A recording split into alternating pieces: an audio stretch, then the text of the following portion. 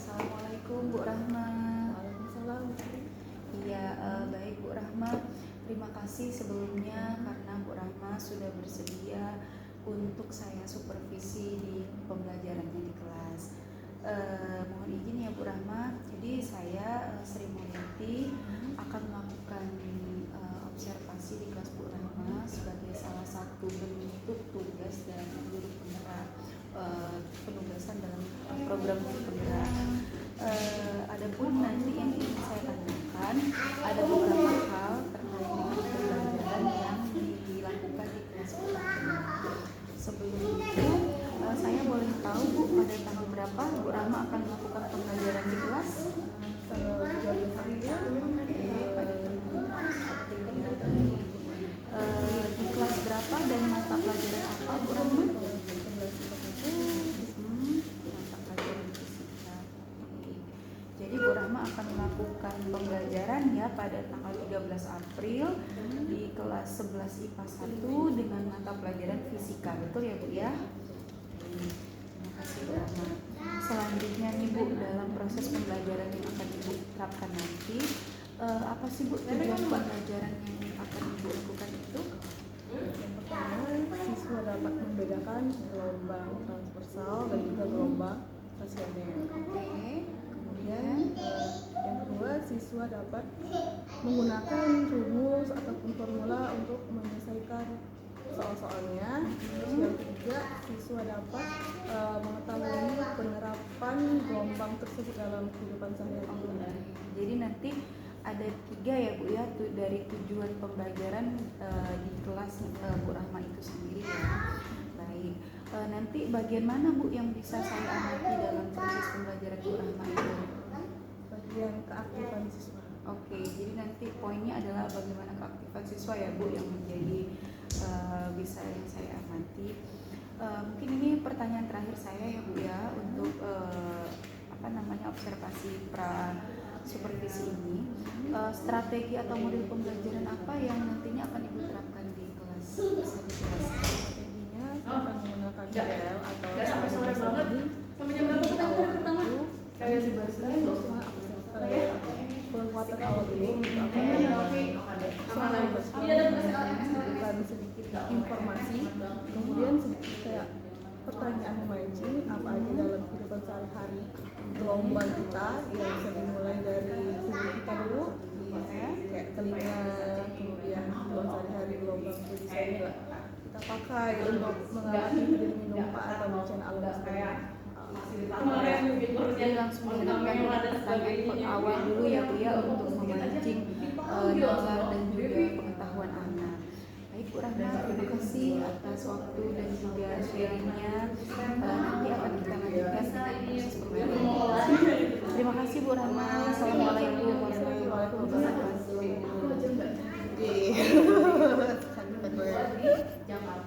Waalaikumsalam warahmatullahi wabarakatuh. How are you guys?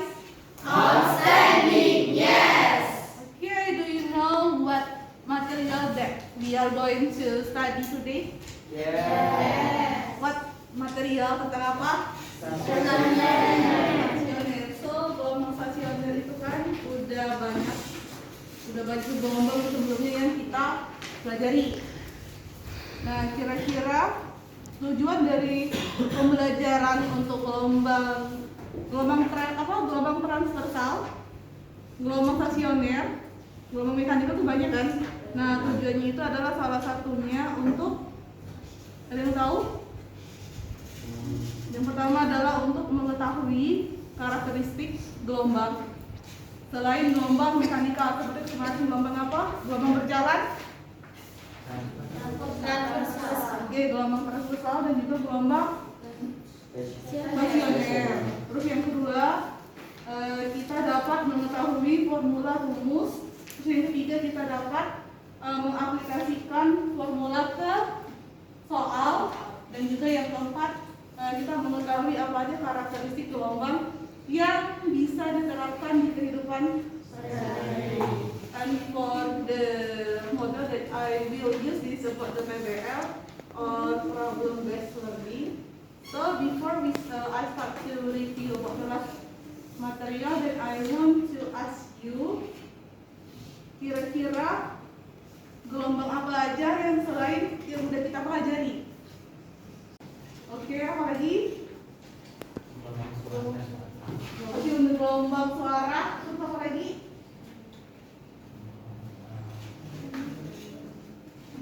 Gelombang suara, gelombang udara. Menangkap apa? Udara. Terus di telinga, untuk menangkap sumber suara itu apa namanya yang kayak lingkaran-lingkaran itu? Oke, rumah siput. Apa nama lainnya?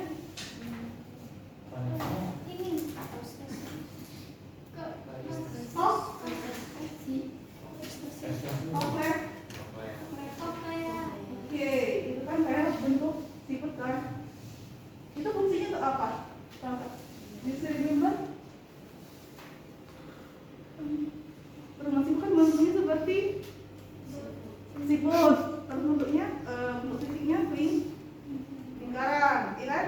Nah, terus itu gimana cara kerjanya enggak deh? Secara simpel gimana bisa masuk kayak kita kayak ibu ngomong atau kakak ngomong bisa sampai ke koklea terus sampai ke otak kita dan kita bisa mendengar. Hubungannya sama gelombang is relative. Ya, kira-kira gelombang apa yang masuk ke telinga kita? Apa? Seperti gelombang udara atau gelombang bunyi? Karena kalau gelombang bunyi, gelombang udara itu dalam satu chapter yang satu bab after this material we studied about the gelombang udara sama gelombang bunyi. Jadi kalau disebutnya gelombang oke, benar, udara. Dia satu. Sebenarnya yang itu gelombang udara. Kenapa? Rambutannya di udara. Karena Rambutannya di udara. oke, arah rambatan. Karena rambatannya memerlukan Media. apa? Siapa? Memerlukan media dari udara. Apa jaga? Memerlukan Bukan media rambat. oke, benar-benar memerlukan media rambat. Itu salah satu contohnya. Terus kalau di bidang elektromagnetik, apa? Gelombang cahaya matahari. Oke, cahaya matahari yang udah kita pelajari kemarin. Jadi gelombang ini tuh you have to learn maybe in the next future or you will take teknik, apalagi berhubungan dengan fisika, pendidikan fisika, apalagi berhubungan dengan BM, BMKG, ya kan? Kalau you want to take the berhubungan dengan bau-bau di fisika, masih kita akan bertemu dengan gelombang biologi, ada gelombang kimia, ada. Jadi mau kalian ngambil sains, yang udah kelas nanti yang kuliah pasti. Kecil kayak kotak itu kan. Kalau di kayak ditancap yang tadi, oke. Nyebar-nyebar ada gelombang-gelombang bawah sampai jadi tahu di mana titik tempat pusat dari gempa itu. Iya benar. Jadi titik-titik di dalam titik tertentu, terus ada yang namanya seismograf yang diletakkan di satu ruangan, terus nanti dari alat itu yang kayak jarum yang menggambar-gambar, ya menggambar-gambar bentuk ke gelombang. Itu ada per jam gitu, per jam. Semakin elektrik pesat ada jamnya, ada ke gelombang. Mungkin aja kalau kalian mau ambil berhubungan dengan BMKG, terus apa lagi? Teknik sipil, the maybe the a little bit explanation that already Habib said that, and how about the equation or physical with gelombang transversal sama transversal. Bentuknya gimana? Transversal di already Habib introduce tentang gelombang mekanikal, berarti itu gelombangnya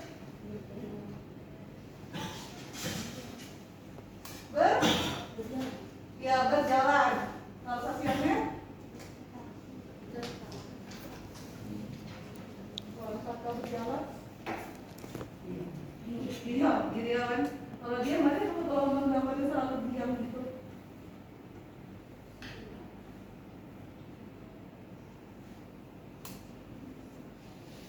Diam enggak? Enggak. Itu bendanya diam, tapi nanti akan bertemu di satu titik yang membentuk puncak sama bawahnya apa, Win?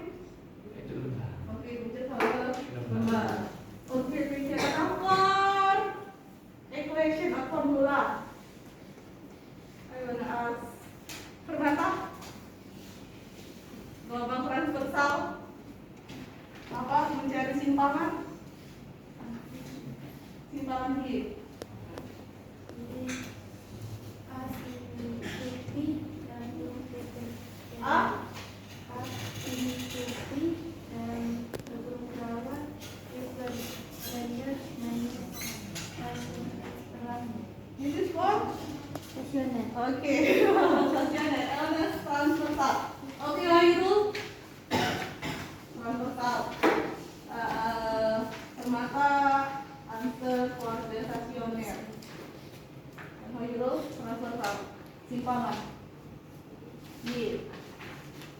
Biar kamu melek. Because you are sleepy. Ayo. You already studied exactly. Belajar. Before you left the class. Iya, samaannya. Iya.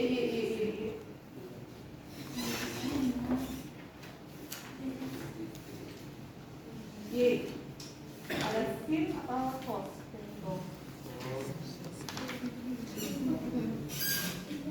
Y sama dengan A sin oh kayak belum deh, belum sampai situ. Berarti yang sama belum sampai situ juga. Oke, ada ya setelahnya. Asin delta T plus minus KS delta T omega T Oh. omega T plus minus KS. Oke, pulsasionnya ulangi lagi. Ini.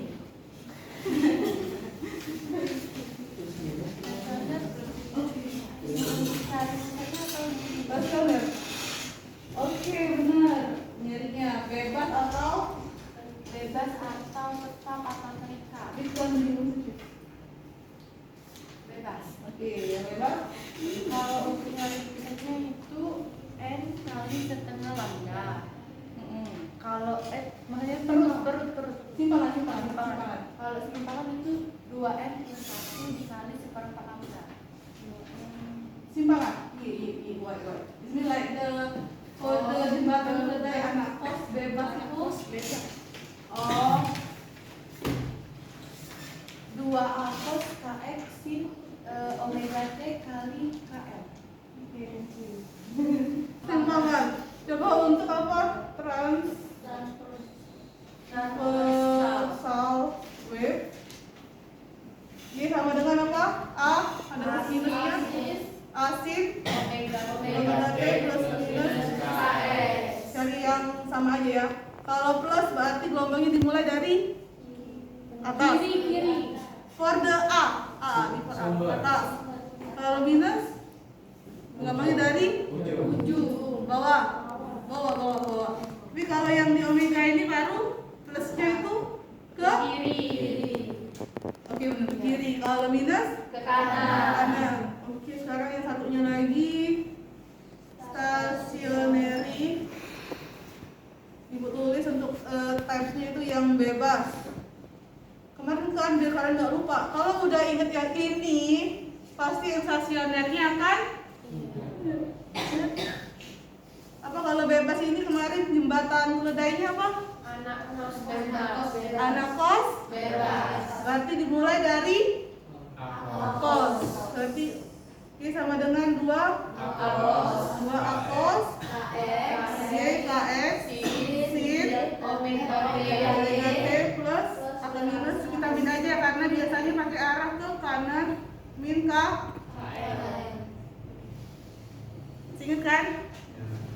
Kalau mau mencari ini K Caca, kalau mencari K atau bilangan gelombang 2pi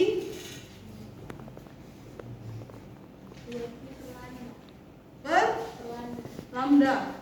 Okay, good, thank you. And then how to find out omega? Siapa ya?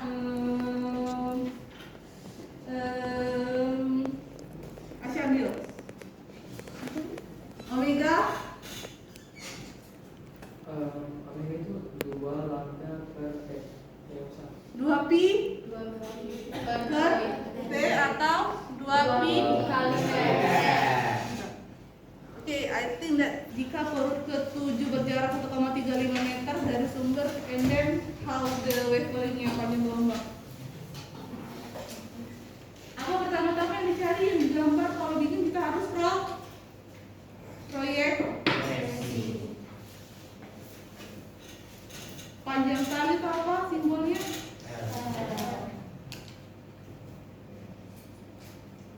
Nah, kita cari.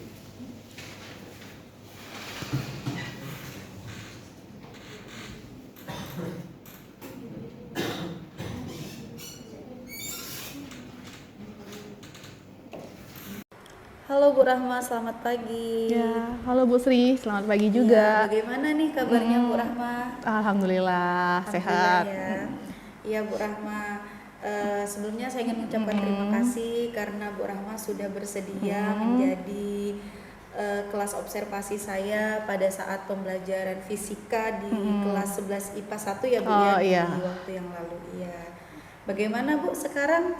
Apakah masih melaksanakan proses pembelajaran atau sudah menjelang ujian semester di kelasnya?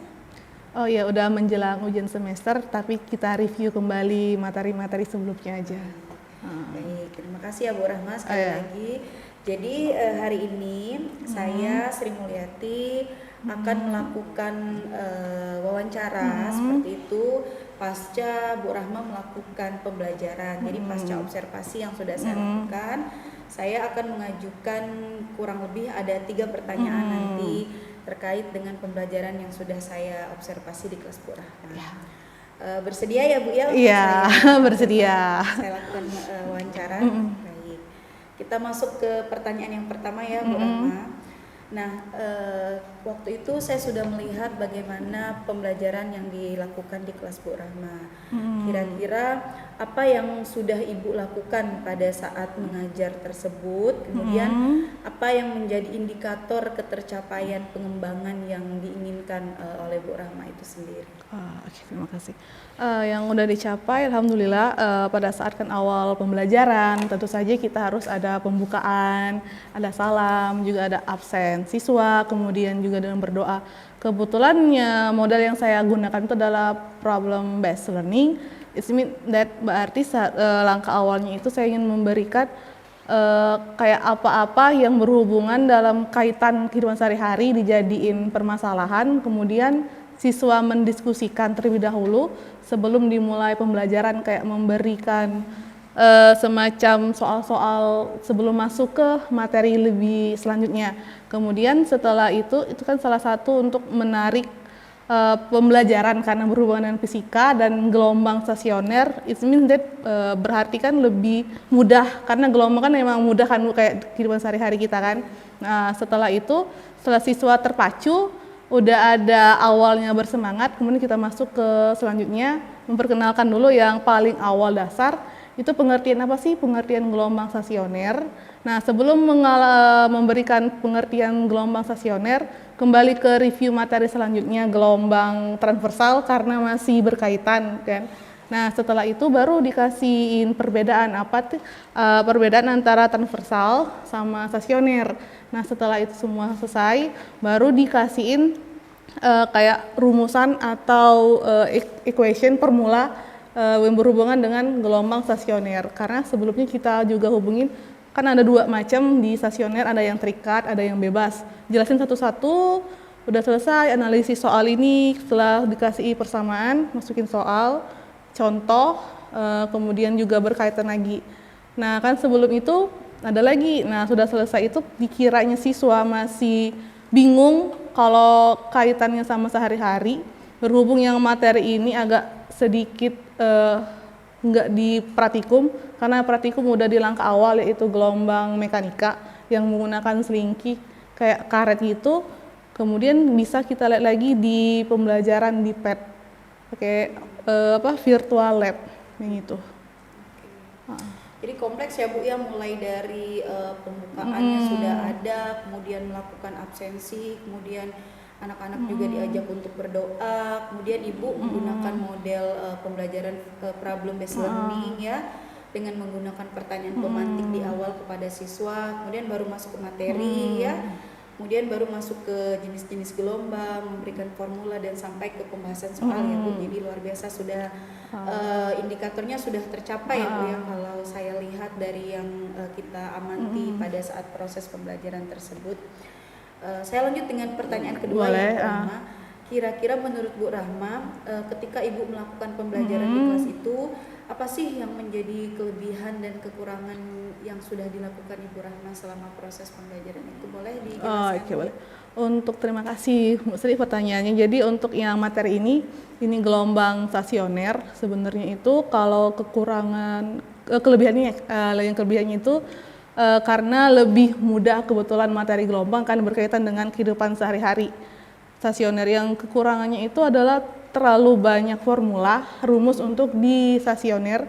Itu berbeda dengan yang di transversal materi sebelumnya, cuman sedikit nggak terlalu banyak. Kemudian yang ketiganya itu untuk praktikum, saya lebih menggunakan virtual lab atau pakai aplikasi PET untuk mengenalkan itu apa perbedaan gelombang transversal sama stasioner, karena lebih enak dilihat dengan menggunakan virtual lab atau menggunakan laptop karena ada gelombang pantulnya kelihatan gitu. Itu. Mungkin sama ya Bu dengan apa yang saya lakukan observasi kemarin, jadi mungkin perlu nanti ada penerapan bagaimana penggunaan virtual komputer itu ya, sehingga mungkin anak-anak nanti lebih mudah dalam memahami materi ya. Jadi dari situ kita bisa melihat bagaimana diferensiasi produk konten dan juga diferensiasi proses yang dilakukan selama pembelajaran Bu Rahma ya. Oke. Mungkin pertanyaan terakhir ya Bu Rahma ya. Apa yang ingin Ibu kembangkan lagi berdasarkan hasil supervisi yang baru saja kita lakukan di minggu yang lalu? Ingin dikembangkan. Terima kasih Bu. Sebenarnya ingin lebih nge-manage waktu. Terkadang kan kalau di pembelajaran fisika itu kalau di kelas yang butuh 2 jam periode, berarti 2 dikalikan 45 kan. Itu kalau mau dijadiin satu agak sedikit kesulitan kalau mau ada demonstrasi bisa karena cuman awal, tapi kayak ngadain praktikum, kemudian melakukan presentasi per kelompok dan memberikan persamaan itu sedikit memakan waktu, jadi mungkin harus nge-manage waktu yang benar-benar. Berarti lebih mengetahui dalam pengaturan waktu ya Bu ya, agar pas, karena kan kita cuma tersedia 2 kali 45 menit ya. Sementara materi yang Bu Rahma sampaikan tadi sepertinya membutuhkan praktikum atau demonstrasi gitu ya, sehingga memang tidak cukup kalau kita tidak pinter dalam mengatur waktu ya Bu Rahma. Baik Bu Rahma, terima kasih atas waktu dan juga sesi yang sudah Ibu sampaikan bersama saya. Harapan saya semoga setiap pembelajaran fisika itu selalu menjadi hal yang ditunggu-tunggu oleh peserta didik Bu Rahma. Mohon maaf ya Bu Rahma ya sudah mengganggu waktunya. Sekali lagi terima kasih. Mari kita tutup. Assalamualaikum warahmatullahi wabarakatuh. Waalaikumsalam warahmatullahi wabarakatuh. Ya, sama-sama Ibu.